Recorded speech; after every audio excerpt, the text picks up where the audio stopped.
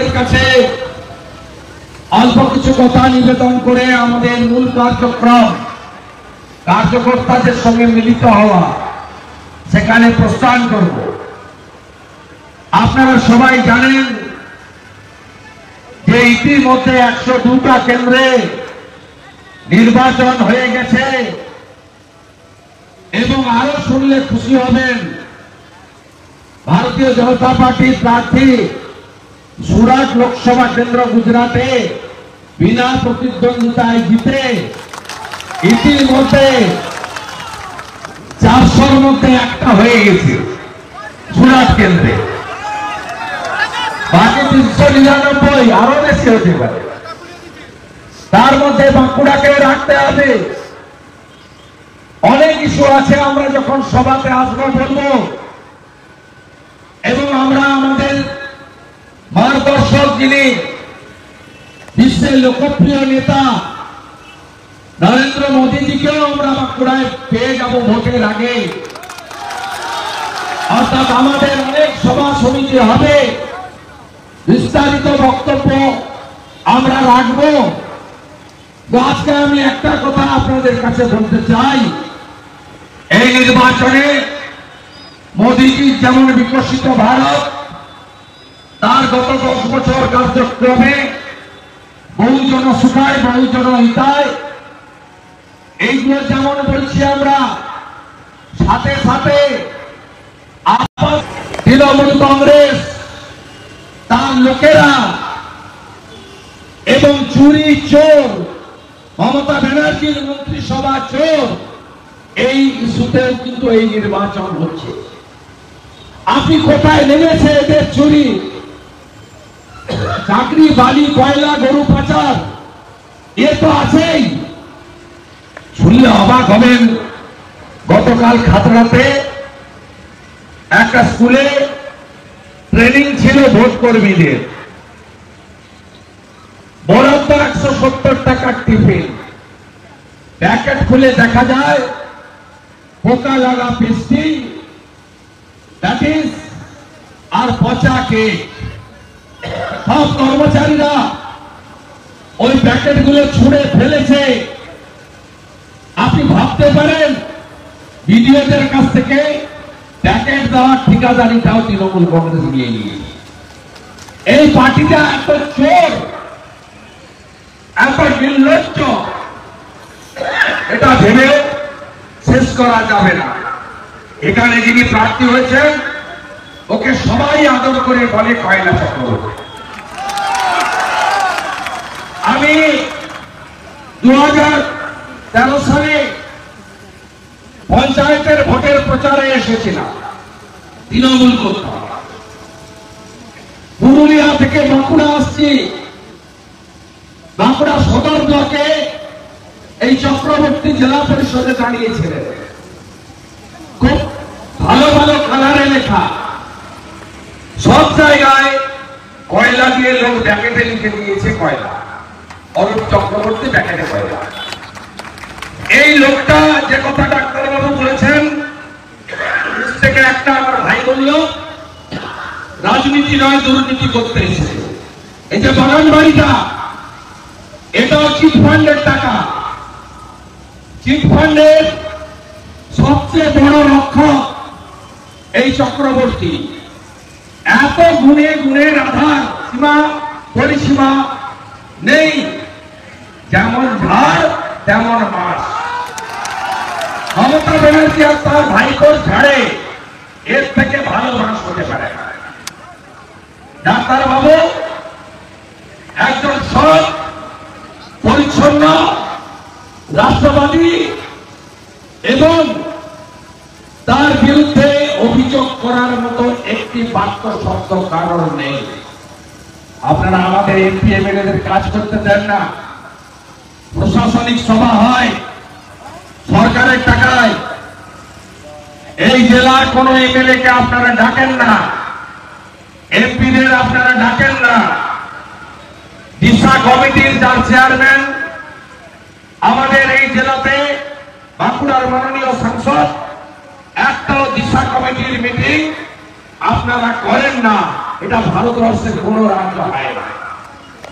তাই আপনাদের কাছে আমার বিনীত আবেদন, বাঁকুড়ার মাটি থেকে বালিচোর, সালতোড়ার পাথর পাচারকারী, মেজিয়ার কয়লা পাচারকারী, এদেরকে হারাতে হবে, বিপুল ভোটে হারাতে হবে। এখন অমিত শাহ স্বরাষ্ট্রমন্ত্রী হওয়ার পরে বর্ডার দিয়ে গরু পাচার করতে পারছে না। কোন দিক দিয়ে যাচ্ছে গরু?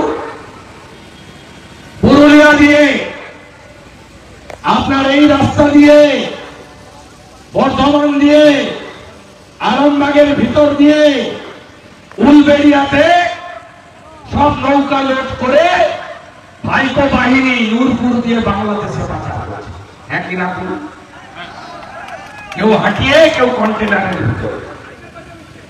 সাইকেল তো বাংলার খুলনাতে পাওয়া যাচ্ছে, খোলা বাজারে। প্রত্যেকটা সাইকেল থেকে 400 টাকা করে যায় ভাইপোর বাড়িতে। সাপ্লায়ার কে জানেন? ভাইপোর শালিকার নাম মেনকা গম্ভীর।